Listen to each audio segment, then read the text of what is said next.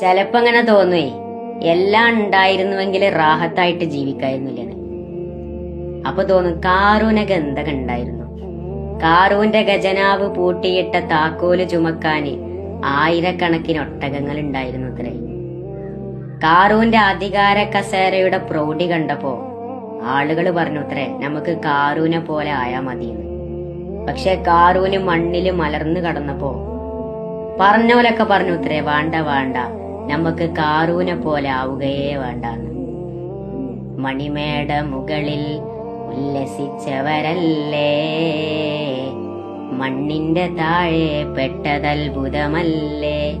33-ാമത്തെ വയസ്സിൽ ലോകം കീഴടക്കിയ ഗ്രേറ്റ് അലക്സാണ്ടർ മരിക്കുന്നതിന് മുമ്പ് പറഞ്ഞത്രേ, എന്നെ മരിച്ച് ശവമഞ്ചയില് കൊണ്ടുപോകുമ്പോ 2 കൈയും വെളിയിലേക്ക് ഇടണമെന്ന്. എന്തിന്? ലോകം കീഴടക്കിയ അലക്സാണ്ടർ ഒന്നും കൊണ്ടുപോകണില്ലട്ടോ എന്ന് ലോകത്തെ പഠിപ്പിക്കാൻ.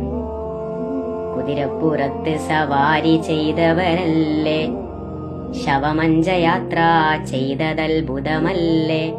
അങ്ങനെയാണ്. 1000 കാലുള്ള തേരട്ട മെല്ലെ പോവുള്ളൂ.